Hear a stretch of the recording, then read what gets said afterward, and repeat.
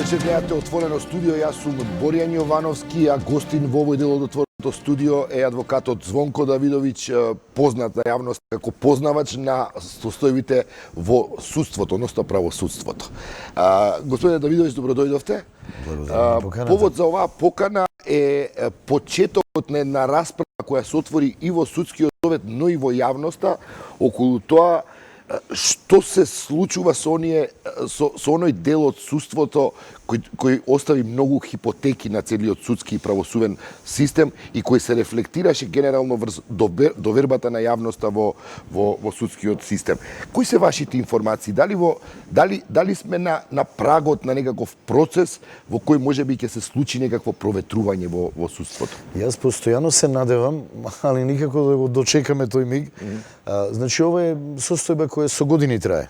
Свесни сте, многу пати сме разговарале, дебатирале во емисиите, многу работи се напишани, многу колумни. Се повторуваме. И се повторуваме. Се стануваме досадни. Така, извештаи на меѓународната јавност, експертски извештаи, домашната јавност, лоцирани се проблемите, поставена е дијагнозата, ама никако да се случи да го прими судството лекот. Зошто е тоа така, навистина не знам. Една од претпоставките е дека политиката е премногу завлезена и замешана и дека судството едноставно не зна и не е кадарно да се откачи едноставно од политиката во своите редови. Направени се измени на законот за судскиот совет. Тие не можеа да стапат на сила поради тоа што поранешниот председател Иванов не го потпишуваше тој закон. Сега законот потпишен од страна на новиот председател. Што тој закон му овозможува на судскиот совет во оваа смисла во која говориме сега? Вака, што му овозможува? На судскиот совет се му беше возможено. Не овде во прашање судскиот совет, овде е една од работите која мораше да се внесе одговорноста на членовите на судскиот совет, начинот на кој се врши оценување на судиите, на што имаше сериозни забелешки и нивното напредување или избирање. Во сите овие фази, по сите овие прашања имаше проблеми до сега и проблемите беа лоцирани буквално од секоја фаза. Вие сте свесни дека дел од бомбите прикажа дека на партиска координација се врши избор на суди, се договара избор на суди, каде што имате прашање, па овој наш ли е, ваш ли е, чиве. Второ, немаше никаква одговорност за членовите на судскиот совет за кои се слушнат дека реферираат на тогашниот премиер кој ќе биде изборот, што се случува, кога ќе бидат седниците. Имаше и такви кои беа ангажирани во управата за државна безбедност. Така е. Имаше проблеми со АКМИСот, беше обврска на судскиот совет да го контролира АКМИСот и распределувањето на предметите, не го правеше тоа. Зошто ова посебно Каде е закочена работата? Министерството за правда ќе ви рече дека тоа е работа на судството и дека не треба да се мешаат, што во принцип е точно. И сега кога е работата префрлена во судството, судиите се тие веројатно кои треба да одлучат. Така е. Судиите и до сега решава и ги бира дел од членовите на судскиот совет, дел избираше, односно беше по предлог на председателот и на владата, но грото, мнозинството се избрани од редовите на судиите. И една добра идеја некогаш, кога се формираше Републичкиот судски совет, сега сменето името во судски совет пред неколку години, беше добра идеја да им се овозможи независност и самостојност на судството, затоа што ќе се бираат самите, нема да одат преку собрание, ќе имаат траен мандат, ќе имаат свој буџет, постои судски буџет. За жал тоа не вроди со плод, него само од првата постава па натаму тонеше целата идеја за да се претвори во еден монструм од тело кој не одговара пред никого. Тоа и до таму ни е позната приказката. Од таму наваму имавме многу надежи дека некои работи ќе се променат. Сега е прашањето дали е повторно политиката таа која е замешана и ги држи статус кво состојбите или се префрлено меѓу судиите, па поради некоја ирационална солидарност меѓусобна си ја држат работата во некој баланс, кому никому не е познат како се прави. многу тешко ќе дојдете до одговор, вистински одговор, и да бидете задоволен со тој одговор, да има некаква логика. Факт е дека новиот состав на судскиот совет не е ништо поразличен во работењето од претходниот, и по прашање на транспарентноста, и по прашање на односот на горливите прашања, но факт е дека судскиот совет не доживеа ни еден член одговорност која мораше да ја понесе. Вие се сеќавате на извештајот на Прибе, каде што меѓу другото кажуваше и го лоцираше проблемот и во судскиот совет. Се сеќавате на извештајот на Европската комисија која го посочи предметот јустиција, во кој дословно кажа: не е проблем овде меѓу овие неколку суди, туку е проблем во раководењето и управувањето со судството. Ако вас ви го лоцираат тој проблем и ви го нацртаат, а вие немате години потоа одговорност од ниту еден од членовите, навистина кој ќе сака да се зафати и да работи нешто поразлично од она што е веќе зацртана патека. Во вашата последна колумна велите: по 4 години голгота и немири обвинетите ја добија заслужената правда преточена во ослободителна пресуда, но што добија Сваровски битангите кои го режираа и измислија предметот јустиција? Ништо. Се уште се таму кај што се, за жал, и никој од нив не понесе одговорност. Тоа е предмет кој навистина представуваше голгота, ако погледнете дека еден куп суди и администрација беа ги носеа со лисици, полициски специјалци ги носеа, ги приведува. Каде што доживеа нова голгота, истрагата почна и заврши во Скопскиот суд. Почна судењето во Скопскиот суд и по нечива желба, никому не е јасно како и врз основа на кој законски текст, беше префрлен предметот во Битола. И сите обвинети одеа во Битола на судење, за да, иако истрагата почна овде во Скопје. Познавачите на правото ќе ви кажат, предметот кај што почнал мора и да заврши. Треба луѓето кои почнаа предмет, кои дадоа мерки на предпазливост, кои подигнаа обвинение и го дозволија обвинението и да ги суда до крај. На почетокот на неделата во понеделникот се одржа една седница на судскиот совет, во која според некои најави сите очекувавме дека ќе има некои, ќе се пресечат некои работи и ќе слушнеме дека некои звучни имиња кои се активни во судството дека ќе бидат разрешени. Имаме заклучок во кој се вели: донесено е решение за времено оддалечување на судија од вршење на судска функција. Тоа е едното. Второто е: донеси се 2 решенија за ставање вон сила на решенијата за времено оддалечување од вршењето на судската функција. Тоа се тие решенија за кои се укинати за оддалечување, токму за предметот јустиција, она што ви го кажам. Тоа се за судии кои суделе во предметот јустиција? Не, тоа се судии кои беа судени во предметот јустиција од оделот за прекршоци. Дојде време кога добија ослободителна пресуда, стана правосилна и луѓето треба да им се укине мерката оддалечување, времено оддалечување од судот и да се вратат на работа, затоа што не се ставање вон сила. А за кого е решението за времено оддалечување на судија од вршење на, значи некој судија е оддалечен. И тоа станува збор за во управниот суд. Во управниот суд, каде што јавноста беше запознаена дека беше времено оддалечен се до завршување на постапката. А што се случува со Сваровски екипата, ако може така да кажам? Тоа знам колку што знаете и вие и јавноста. Прочитав некои коментари дека беше големо изненадување што ниту еден од посочените имиња, главни носители на судските функции и раководни функции во судството, не беше покрената постапката, него некои си други луѓе за кои и понатаму не знаеме кои се тие луѓе.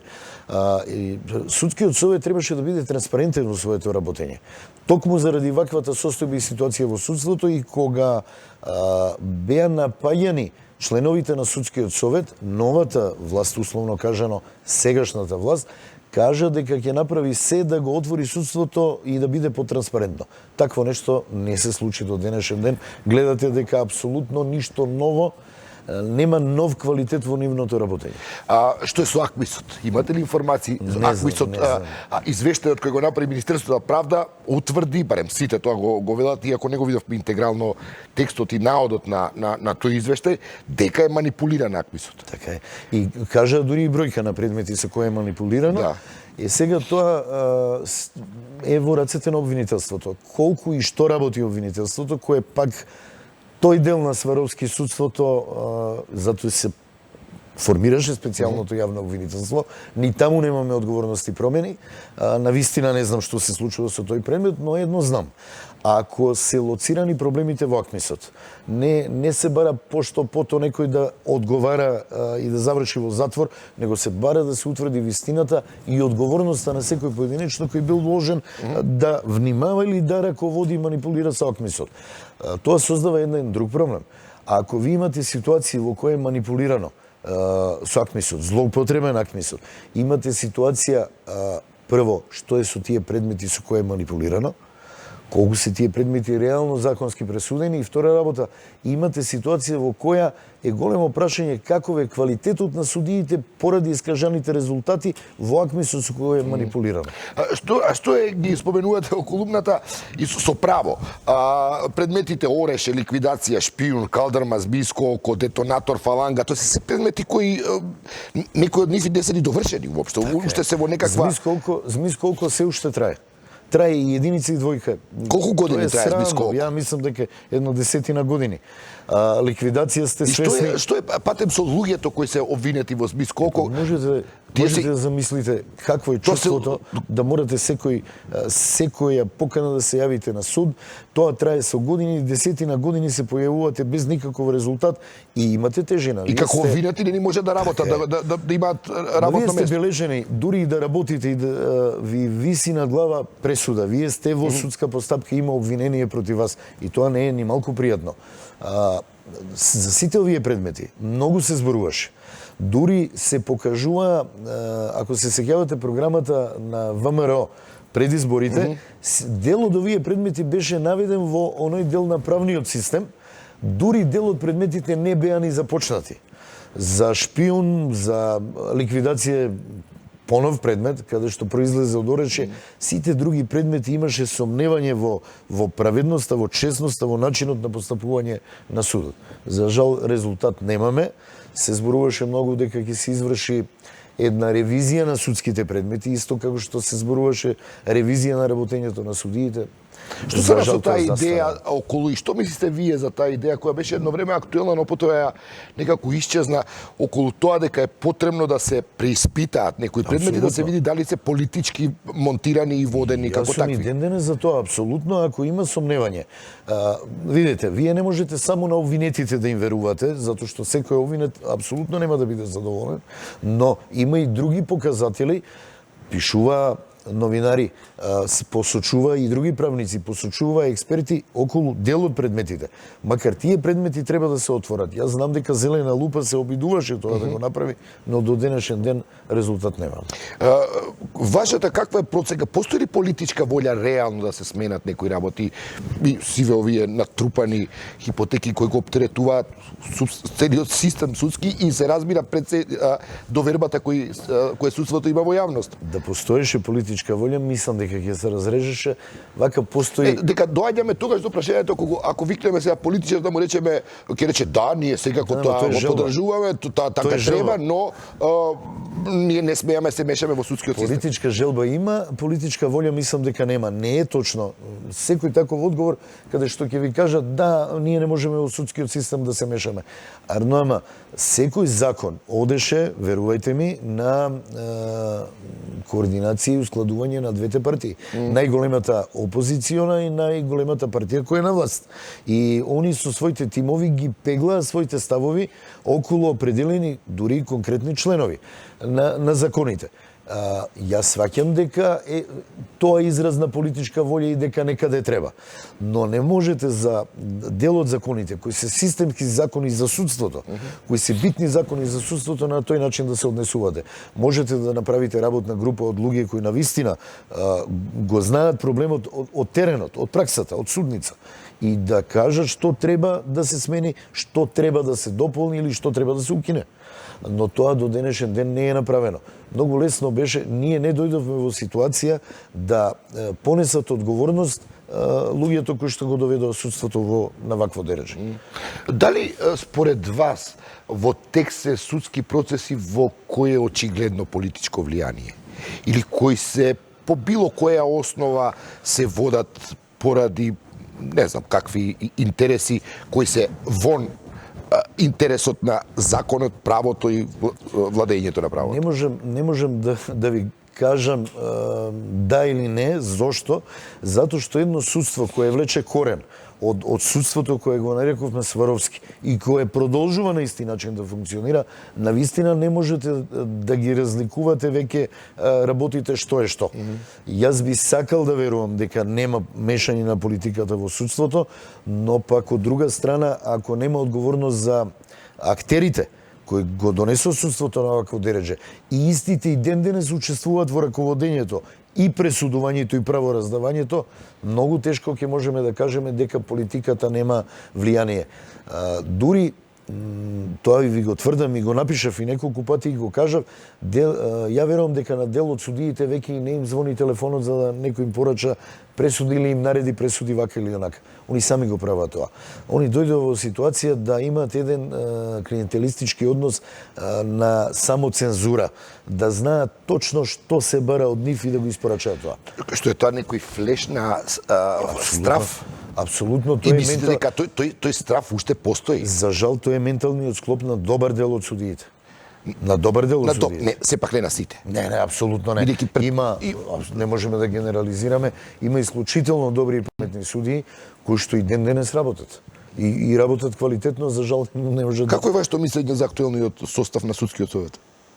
Немам некое посебно мислење, особено во ситуација кога ни чекор не го изменија начинот на работење. Добро, сега нивното оправдување може да биде до сега законот не беше на сила, измената и така. Не е до законот, не е само до законот, него и до начинот на однесување и колку навистина сакате да бидете транспарентни. Не пречеше ништо законот, новинарите, јавноста да бидат информирани за многу работи и чекори кои ќе ги преземе или ги превзема судскиот совет. Тоа го немаме и ден денес. Господин Давидович, кога ќе погледнете списокот, пред малку пробав дел од списокот кој вие го наведувате во колумната, но нели ако земеме можеме едно 5 минути да потрошиме на сите случаи за кои постои сомневање и така натаму, во што се вклучени барем не знам, десетици судии. Дали ова наведува на потреба од она што се случи во Албанија ветинг во судството? Јас зборувам и дали го направиме ќе се доведеме во состојбата на Албанија која сега во моментов после ветингот и недостасуваат суди во клучните судски тела. Јас мислам дека ние доволно кадар имаме, особено што кај нас е една чудна ситуација. Многу пати зборуваме со моите колеги дека ние можеби 2004 година можевме да бидеме суди на Врховен суд. Значи сме го изоделе патот и најтешките кривични предмети сме ги воделе во сите три инстанции. Со овој закон и од пред некоја година ние не можеме да бидеме ни судија на основен суд. Зашто? Затоа што судството го затворија, ја отворија академијата и само од академија луѓето може да влезат во судството и понатаму да напредуваат.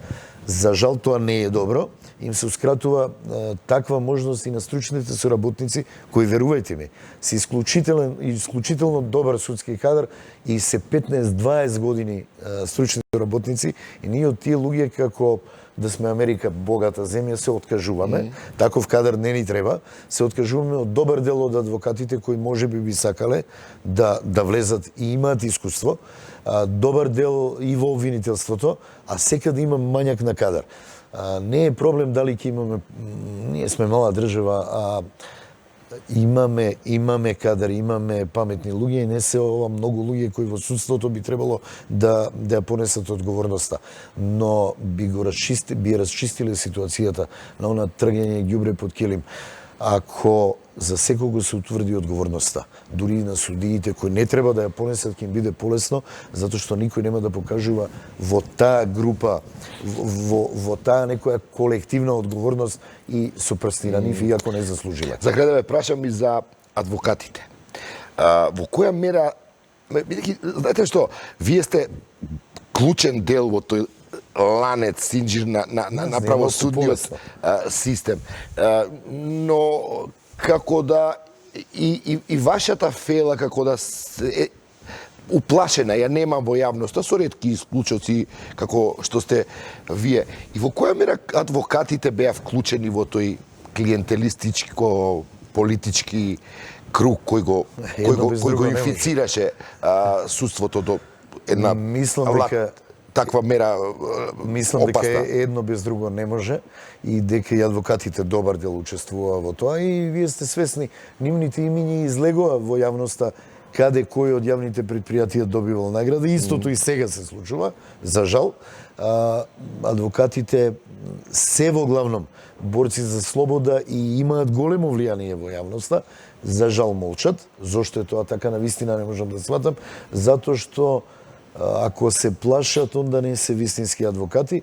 Од друга страна, нас ни е па многу полесно, затоа што можеме да одбиеме или прифатиме предмет, судија не може да одбие предмет, обвинител не може да одбие предмет, и многу е полесно да наоѓате мани во еден предмет, него да го сработите сериозно, да најдете докази.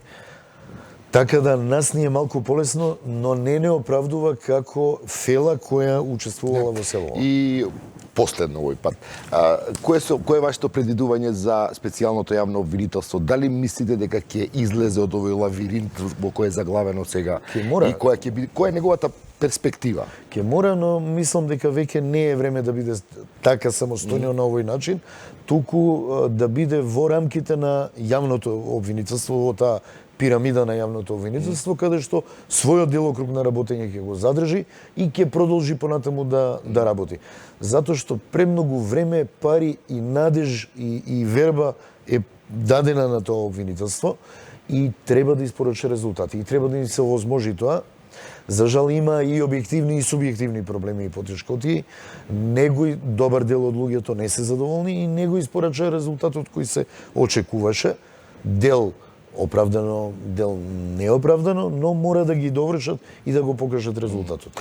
Звонко Давидовиќ, ви благодарам што бевте гостин во поканата. отвореното студио. Тоа беше адвокатот Звонко Давидовиќ за состојбите во судството. Следи дневникот на 1 ТВ. Јас и Кристина Атовска. Гледајте 1 ТВ.